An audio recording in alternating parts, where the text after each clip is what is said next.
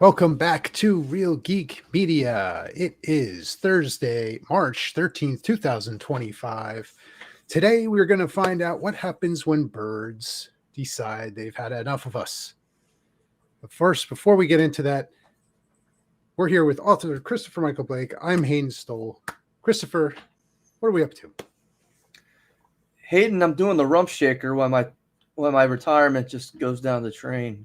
And on top of that, I have some memory loss this week. Uh-oh. I handed my wife the laundry and told her I can no longer participate per Mr. Trump in any women's sports. And she backslapped me after. I don't remember what happened after that. It was all a blur. Oh. Yeah. Oh boy. Yeah. I hear you. I hear you. Times are changing. They are. So we watched Alfred Hitchcock's The Birds from 1963, and this is a movie that I have not seen in easily 30, maybe 35 years. It's been to bring it back up. It's been a long time since I've seen it. We're going to find out if this was a terrifyingly brilliant movie or just a chaotic mess of feathers and plastic props. It was based on a short story by Daphne du Maurier. I don't know if you're familiar with that story. Yeah. Similar in premise, but very different in the film version. It seems like Hitchcock abandoned most of that plot and just kind of went off on his own. Here we are set in this sleepy town of Bodega Bay. We have Melody Daniels, played by Tippi Hedren. She arrives in San Francisco looking for a bird pet shop. That's where she's at. And we just kind of move the story along. She runs into a man, Mitch Bremer, and she has an interest in him. And then we're off to Bodega Bay. Right, I just want to hit time out right there. Go. I thought the best part of this movie was the pet store interaction, the push-pull between these two characters, where she comes out lying to him, pretending that she's a bird salesperson. And he knows the entire time she's not. And he keeps correcting her, and she's still playing around. And then it comes to find out he actually knows who she is and that she's a professional liar and likes to play pranks on people. That was great. And, look, the push-pull between these two characters. Yeah. And I wish the movie had ended right there. I really do. And that's just my personal opinion. It reminded me the beginning of Hard Eyes with these two characters. There's some push-pull going on. And you can tell they both kind of are interested in each other. But, I'm not going to make it so easy for you. I mean, look, I never had a woman drive 2 hours after meeting me one time to come meet me and then be like, "Oh yeah, by the way," and she even has the weekend. yeah, and she has girlfriend. She has your ex-girlfriend. Exactly, but she has an elaborate plan to sneak into the house and deliver the lovebirds. But here's the thing, right? I agree with you. That opening scene was great. There's a lot of slow build through this. Slow is not the word, Hayden. But listen, tedious. I did not feel tedious. I enjoyed the slow build. I enjoyed that we got interplay with characters, who are more fleshed out than they probably deserve to be. But you got a lot of character interaction. Slow build, no score, just instant, terror. Okay, here comes birds. All you get is bird noises, and then it's just swarms. And I liked that. I appreciated that. I thought that was cool, because you take the time to build it up. Maybe it was too slow. Maybe looking back, it doesn't hold up as much. What was the total run length of this movie? 2 hours. And I'm going to tell you, this movie could not be made today. No. Not because it's anything heinous, not because the birds are attacking kids, but because there's nothing that literally happens in the movie for about 50 minutes to an hour. It's an hour, about an hour in before the first attack. Yes. And here's what I'm watching the movie, and it's fresh in my head because I finished watching it today. And you're the recent update of The Mist Yes. with Thomas Jane. Yes. I felt a lot of similarities in the build. I felt a lot of similarities in some scenes. I guess King may have been influenced by, some of the Hitchcock stuff, specifically the diner scene, which I loved in this movie. I loved that scene in this movie because that's actually pretty good. What's that? She came over and she slapped her, and it was like, okay, we need to. But even stop saying I'm evil and all this other stuff, and I did this to you, and I love that part. But I'm even talking about before that, where they're just they're in the diner, they're meeting up, they're just having conversation. The bartender's listening, people are interjecting. They're all talking about this. No, I was attacked. And then you have the bird expert woman who's like, no, they would never do that. She's like, lady, I just came from the school. Then you got the drunk guy chiming in, and you got the sea captain chiming in, the woman with the kids saying, please, you're scaring the kids. I love that scene. I thought that was fantastic. This is just my opinion, and take it for what it's worth. Apparently, that lady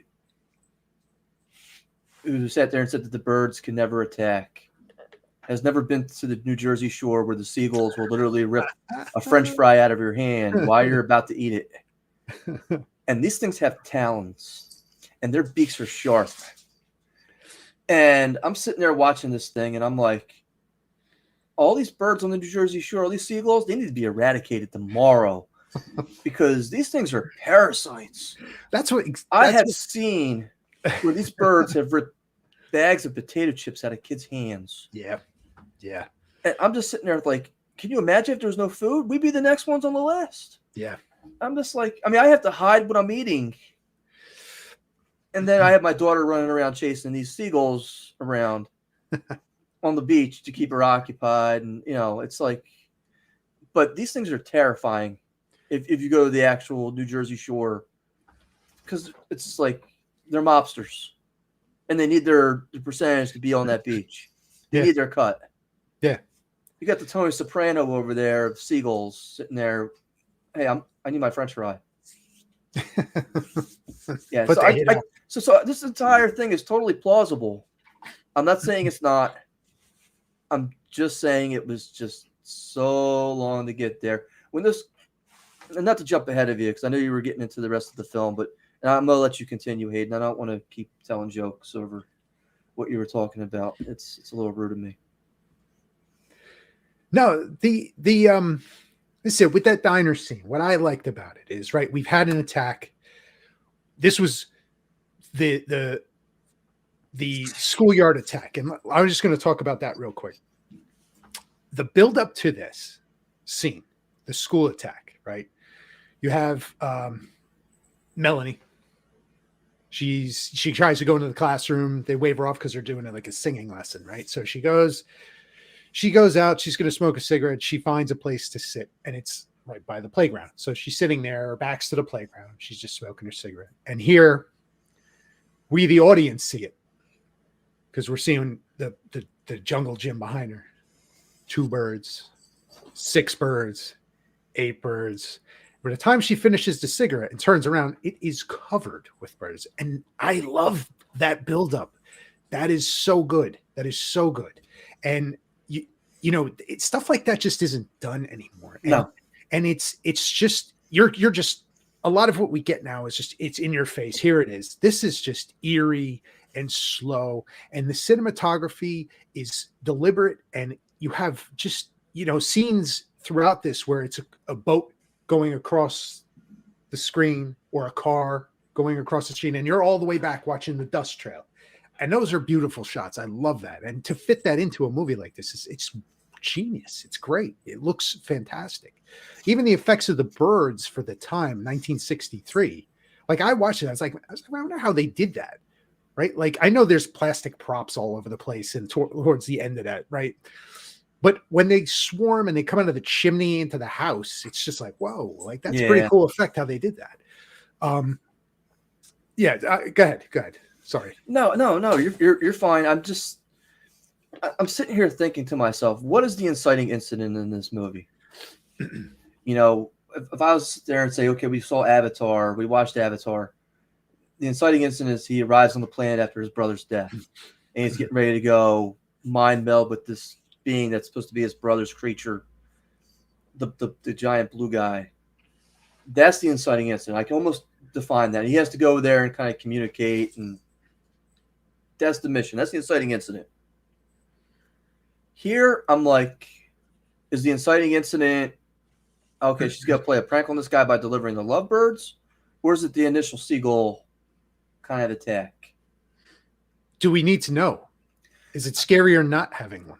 But you need, I mean, that's like one of the things that's writer 101 for me is like, okay, where's the inciting incident in this whole thing? And again, getting almost an hour into the film before something finally happens is like, and maybe I'm a little bit spoiled. Like when I watched the movie Rope, have you seen that? No. Alfred Hitchcock. The inciting incident is immediate. It's James Stewart. He plays a professor. He shows up for this dinner party.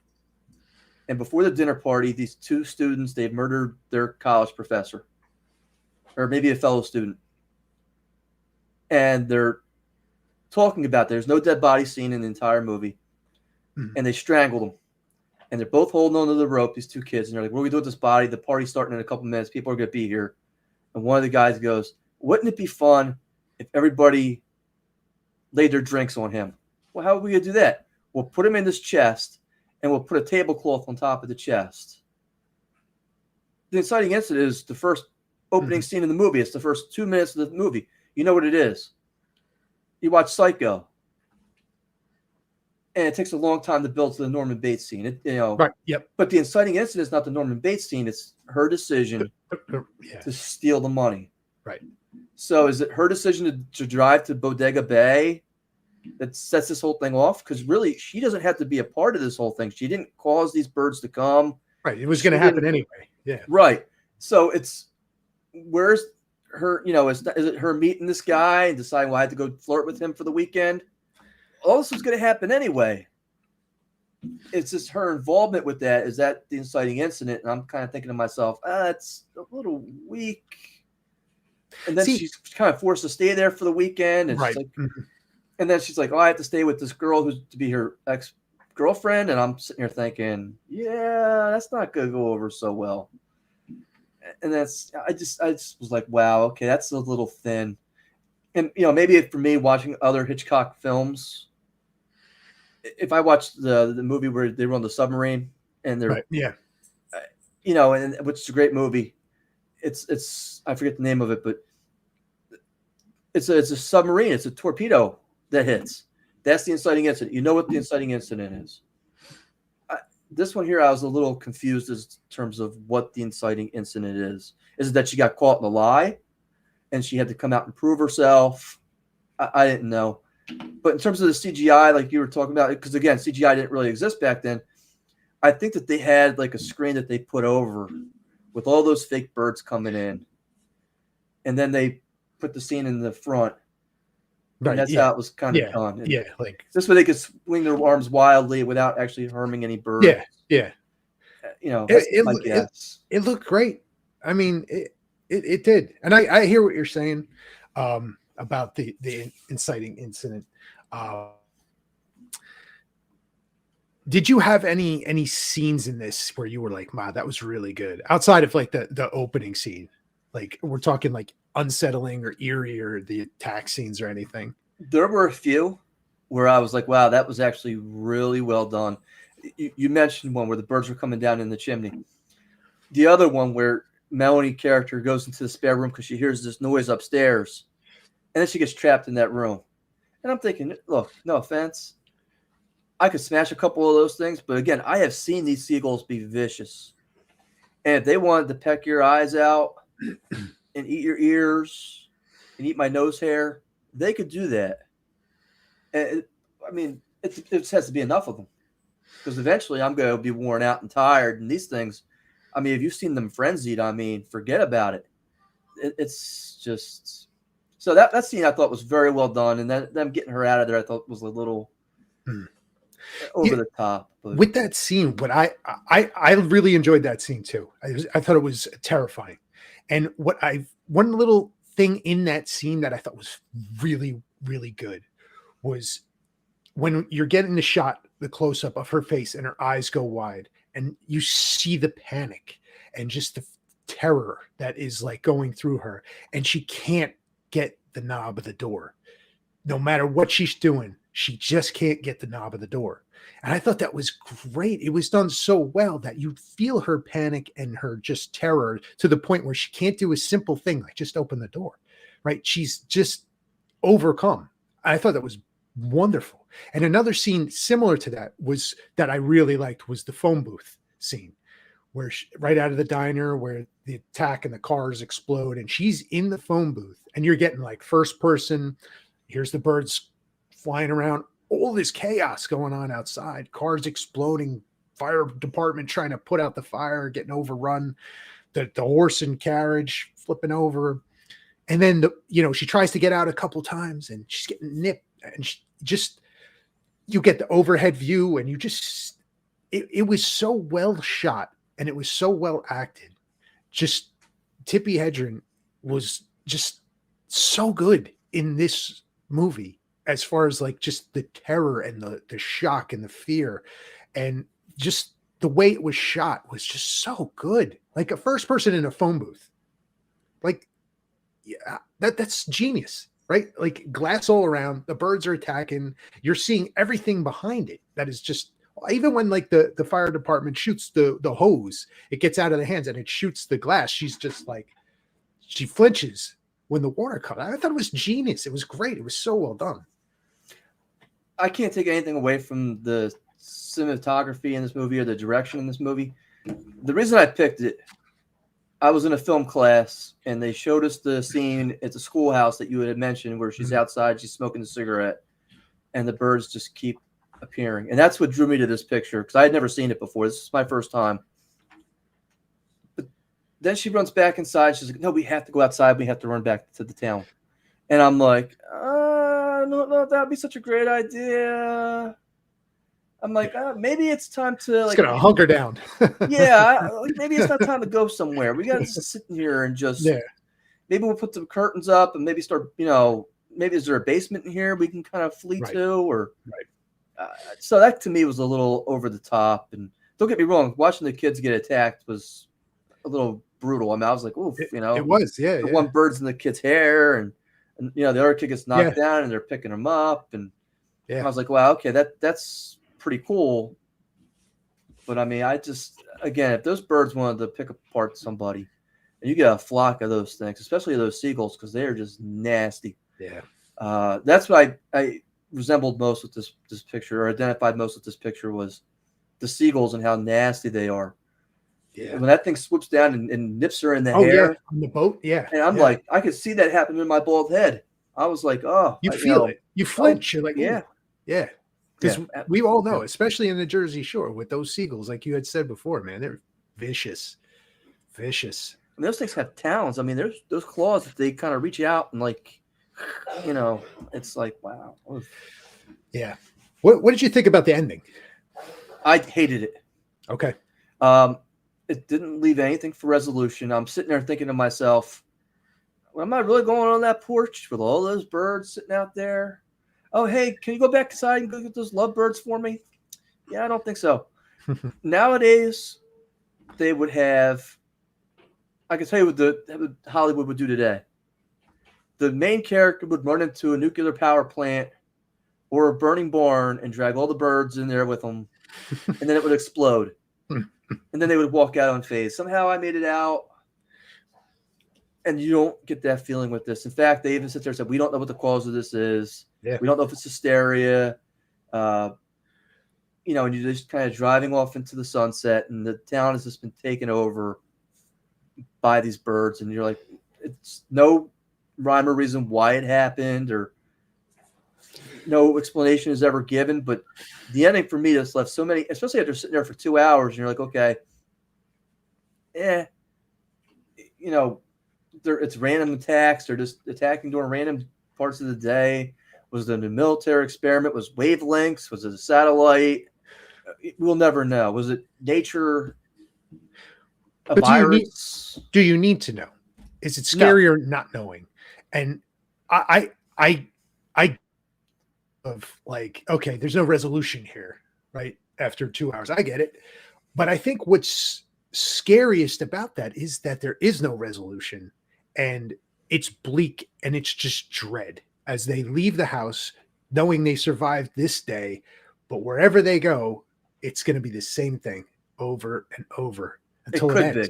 It could be. It could be, but that's how it leaves you. The terror that they had in that house that night, they were going to get in. The birds were going to get in at some point. Like, but they were already in upstairs. Upstairs, right? It was only a matter of time. Right. So, okay, you have a temporary reprieve in the car, but it's just small victory. But tomorrow, we may not be here. I see. I like the ending. I like that. That just, man, it's a gut punch. We're not getting an answer, and yeah, these people you spent 2 hours with, they might not be here when the credits roll. After that, they may be gone, right? There may be one more day in their lives. I thought that was a good ending. Give me that gut punch every now and then. I don't want a resolution all the time. Like, I enjoyed it. I thought it was cool. Because usually you're getting that, right? You're getting some kind of, okay, I know what it's over. Like you said, nowadays they would, Pied Piper these things and blow everything up. Evil's punished, good wins. But this, you don't get that. And I thought it was cool. I liked it. Yeah, again, watching so many Hitchcock movies that I've seen, this was not my favorite. And again, this is what he's most well known for, almost. This and Psycho. Mm-hmm. And for me to walk out being like, it wasn't as good as I thought it was going to be. That was just my opinion. Maybe I was just over, I had such high expectations for it, and it just didn't deliver for me. But that's just my opinion. I mean, it wasn't a terrible film. I just felt for 2 hours. It could have been an hour and a half, Aiden. Yeah, I think it could have, but I think that also would take away from some of the feeling you may have of worry and caring about the characters. I did like their development. I enjoyed it. I thought it was good. Now, with that said, modern audience, slow tension can work, but does it feel outdated? Maybe. I wouldn't say it's outdated. I just got done seeing the movie Monkey this week. Mm-hmm. Not a good movie, not by any stretch of the imagination. But it has some pretty cool death scenes in there. That's all it really kind of has going for it, is the death scenes. So if you're in the death scene, see the Monkey. But it kicks it right off. Like, and something bad's going to happen in the first 2 minutes. You get the sense of, wow, okay. And it's a pretty cool death scene. And you're like, holy shit. What did I just watch? And then it's like, okay. And it continues. And there's some tongue-in-cheek stuff going on. And some family plot building stuff that kind of goes on that's not very well done. But you could just tell right away what this movie's going to kind of be about. With the birds, you got her maybe jumping into, in Italy, the fountain, and it's kind of misconstrued that, everything wasn't painted the way it happened. And, there are rival newspaper companies that are out there to hurt my father and hurt me. And, what you hear is not exactly everything that kind of happens. And it shifts the dynamic and perspective of, I just got done blaming her for being a party animal or a party girl. Right. Or not having any morals, to now, maybe I'm the one without morals because I'm blaming her for, before I even know who she is. And I'm just trying to and she made all this effort to come out here and everything else. Mm-hmm. And I'm not giving her a benefit of the doubt from the get-go. I enjoyed that scene. Mm-hmm. I was like, okay, yep. That to me is like, okay, we all judge, whether we want to admit it or not. That's who we are. We're people. As soon as we see something, it's right, it's wrong. We often don't think about the gray areas or, hey, this person's perspective or that person's perspective. It's right or it's wrong. And that to me struck a huge chord with me in this movie. Mm-hmm. Mm-hmm. That kind of, and it was very small, very minute detail, but for me, that played a big part of what was going on in the mother, and here she is, hand and foot on the mother, and the mother's really not appreciative of her. Right. The mother's right. like, oh, I want my son to be happy. And it was Mrs. Bates for a minute there. I just don't really think you're the one. Yeah. You want some more tea, dear? Yeah, absolutely. Thank you. Yeah. Yeah. Well, this is me. Let me ask you this question. Do you think a remake would work? Yes. Yeah? Yes, with the caveat. Okay. It would have to be like a Sharknado. Really? Look, low budget. Really? Why not? I mean, seagulls, terror on the Jersey Shore. You have a flock of seagulls attacking people on, Island State Park Beach, and just ripping into people, clawing at their eyes, and then you have these lifeguards who are trying to save people, or who are maybe trapped inside one of those things, or you could do it. So you would do more of a instead of like this I consider a little more on the psychological end of things, but you would go more into the gore and to the true horror, right? Forget that. I'm even giving you the inciting incident. It's a toxic waste spill on the Jersey Shore that these seagulls get into. Why not? They've been getting into it for years. It's like trauma. The trauma pictures. It's like Class of Nukem High on the Jersey Shore with seagulls. Why not? And you could do it for a low budget because it has some sex in there, some violence. You have the birds attacking the military or the state troopers. Yeah. And interesting. And then you can have sequels. It's like part 2, you could have part 3, part 4. Ian Ziering. Exactly. Yeah. Tara Reid can get her arm cut off. Nothing's off the table here. There you go. Why not? If you got sharks in space, why can't you have seagulls on the Jersey Shore? Listen, Sci-Fi Channel, I hope you're listening. It's right there for the taking. I'm willing to write the script for it. There you go, man. Why not? So let's go. Final verdict for The Birds. Masterpiece, flawed classic, or overrated mess?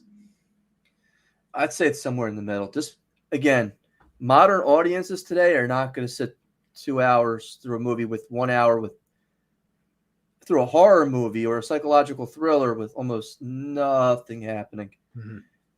For me, I enjoyed the dynamic of the push-pull between the two characters, the male and the female, the lawyer and this, newspaper's daughter.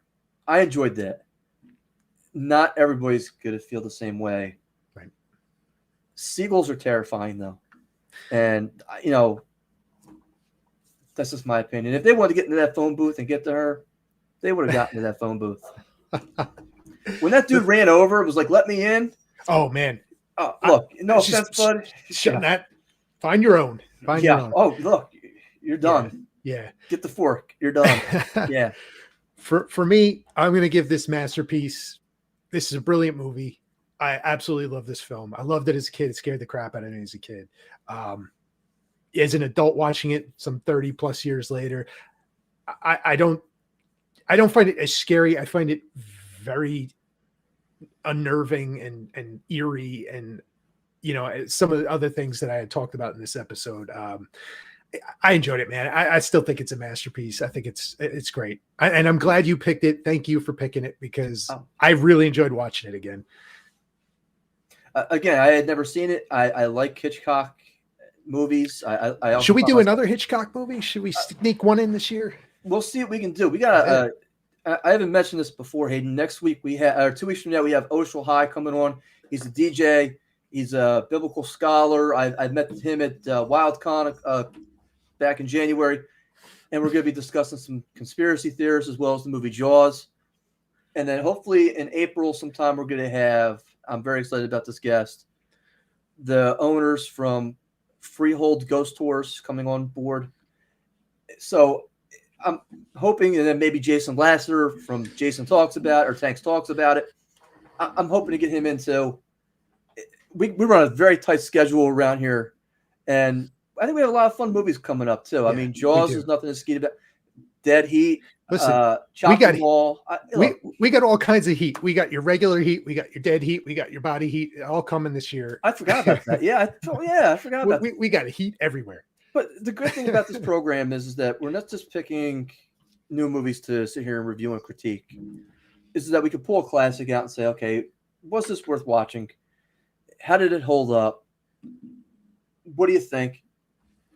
And that's the beauty of this. And at the time in 1963, this was revolutionary. I mean, the birds attacking the kids and the make sure no birds get hurt. I mean, those were not fake birds sitting on that patio when they're walking out at the end. Yeah. Those things are looking at them like, yeah, you talking to me? And it begs a question just real quick along those lines. Like the scenes where you see the hand, like he's reaching to pull the shutter and they're getting him. Or the stunt person is there just picking him apart. Like that stuff was like, it really makes you just like, ooh, like wince every time you see it. But yeah. Continue. Sorry. No, you're good. Hayden, where would you go if you wanted to sell your trained bird? Oh, I'd come right here. RealGeekMedia.com. We are your advertising source. If you wanted to have a mid-roll right now here on our show, we could be talking about your product. Hayden, what's our price? $30. You can't buy McDonald's Happy Meals for that price nowadays. You can't. You're spending minimum for two people, $28 and some change for just two people. I can't imagine a family of four eating McDonald's using the app or not. But here, this is immortalized. Anytime anybody picks up this podcast, you're going to be hearing about your product. Hayden, what else do you get if you go ahead and decide to advertise with us? I mean, you're getting up to 4 advertisements a month. Getting a lot. In addition to our website, we're also on what kind of platforms are you on, Hayden? We're over on Paranormal 24/7, X, Twitch, here on YouTube as well, RSS feed. We're everywhere. TikTok. Worldwide. That's for the low price of $30. We're handing you the keys. All you got to do is put in the ignition and drive. Hopefully off into the sunset, away from the birds. Hey, I'm going to be at Monster Mania this weekend, selling my new book, Trespass Against Us. I'm very excited about this opportunity. I had to miss New Jersey Horror Con a couple weeks ago because I had COVID. But I'm very excited to get out there and finally get out there and start promoting this book. It was very personal to me. Right now I'm reading another haunted house type book by Riley Sager. And it's so well done, his book. And then I think, wow, how proud I am to have written my book. And again, it's not about a haunted house. It's about the fear of neighbors and being locked in and not being able to go to the police about stuff and not having people believe what you're saying and the paranoia that kind of accompanies that. That's what Trespass Against Us is about.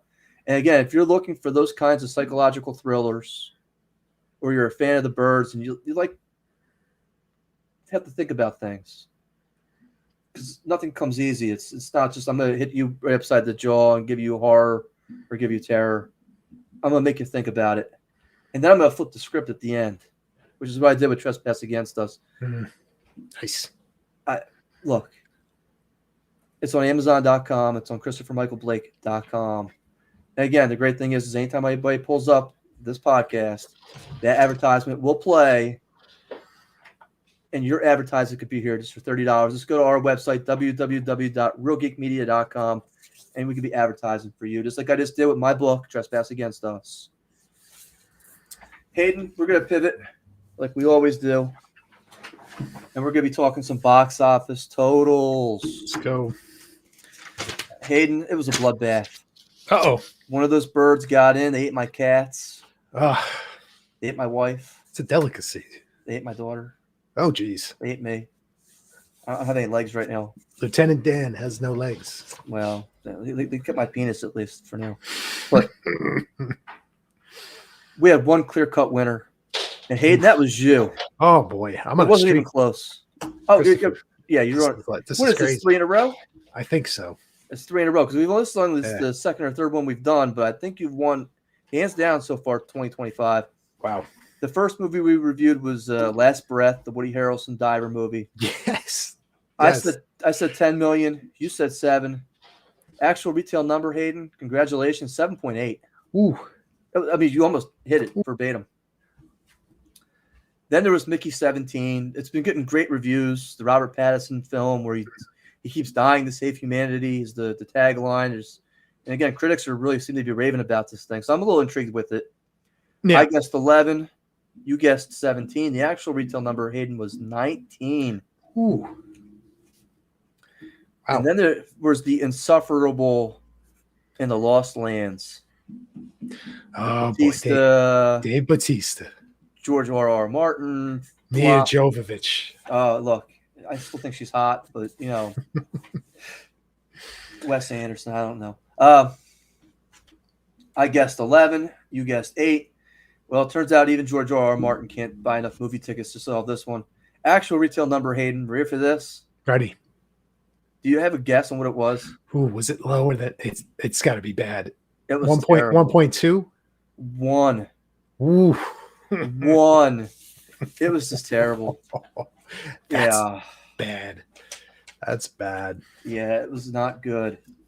But as always, there's always a chance for redemption for me. Yes. And it comes this week with 4 movies. 4. Let's go. 4. The first is the Jack Quaid movie Novocaine. Oh boy. You know, is it me or does he play like a hapless kind of pathetic guy in everything? Not that he's not good at it. He's good at that, right? Like I don't mind Jack Quaid. I think he's pretty good. I don't know if you've watched The Boys. I think he's I love The Boys too. Yeah. I kind of feel like they could have replaced him with anybody in that movie though, or the show though. It's just my feeling. I wanted to see Companion because it looks good. Right. Is that streaming now? I think. Well, I'm not paying $20 yet. Yeah. I'll wait till it comes down to $4.99, or maybe it goes on Peacock for free. Yeah. But he kind of reminds me of that Bill Paxton type role where he plays the geek in the beginning of his career. Yeah. And then maybe he starts building in the more military type roles and serious type roles later on in his career. I could see that for him. Yeah. Who was the actor who played it was in Aliens, the one who brought the alien on board and was like trying to inseminate? Paul Reiser. Burke. He reminds me of him too. Yeah. Okay. So he has I like could kind see of that. like a squirmy like weasel type yes character. You know, he's good at playing that. Like he would be good at playing that, right? Like he just has that punchable face, and he's very like natural, right? You know, he doesn't feel like rehearsed. It's just like energy, just going. Yeah, I think he's a pretty good actor. Look, I'm not debating whether he's a star or not. I definitely think he is. Hayden, you get the choice. You want to go first? You want me to go second? Novocaine. I'm gonna go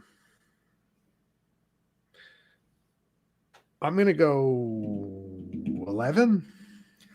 That was my first guess. Oh so boy. I think it's a good number. My question is, does anybody actually want to see this? See, it looks like a streaming movie. Yeah, it like something that Jason Statham would have done 20 years ago. But this is the difference. He has that hardworking man movie coming out in about 2 weeks. I'm gonna go see that.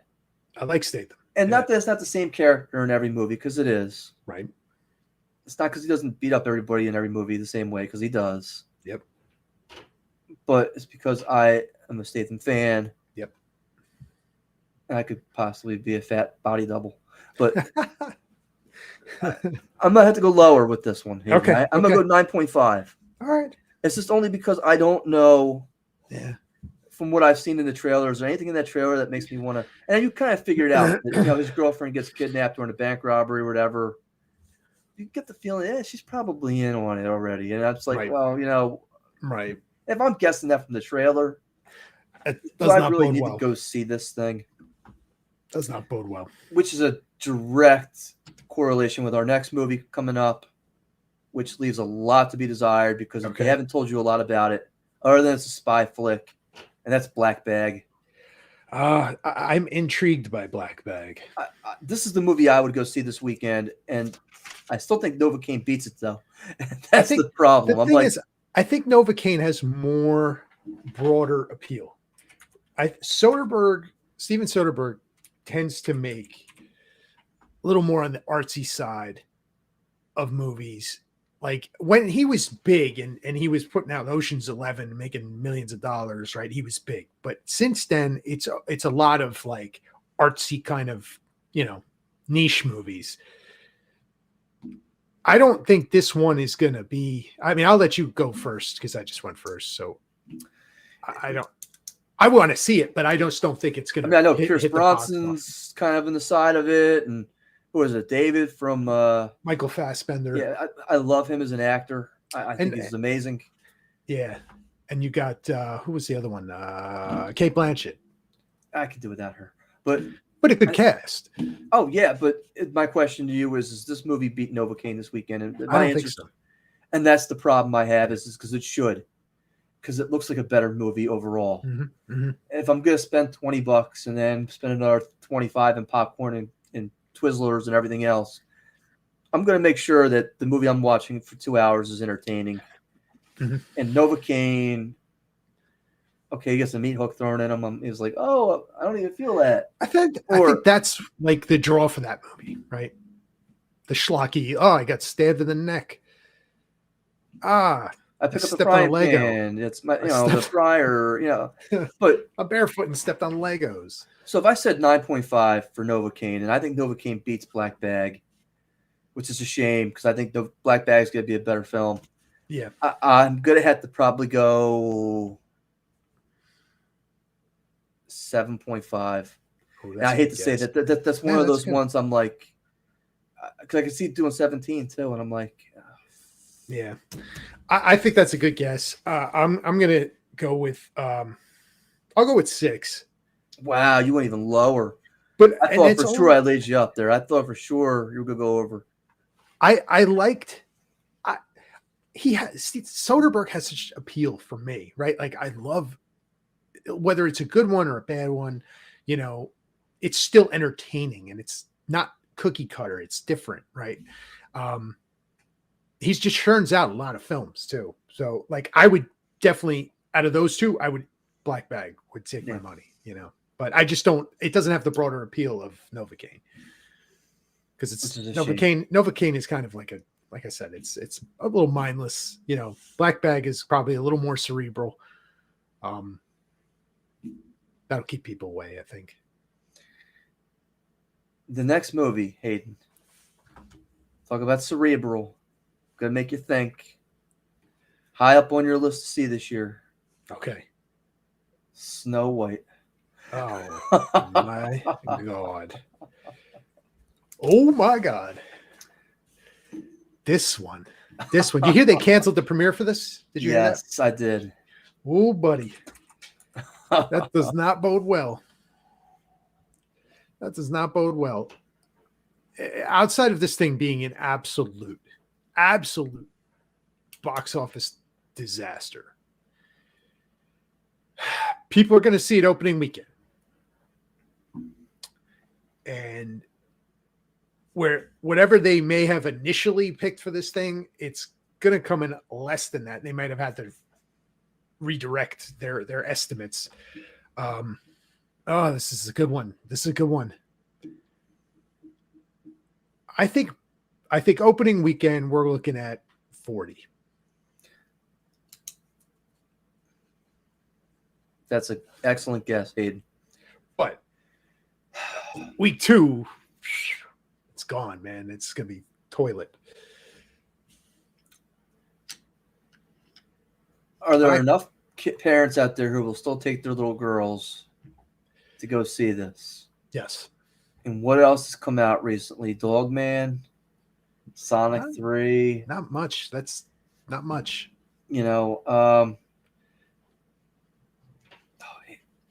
My question is how many of those parents know about the controversy with this thing and are like, we're staying away from it because we got to send Disney a message, which is what it is. We have to send this is not appropriate.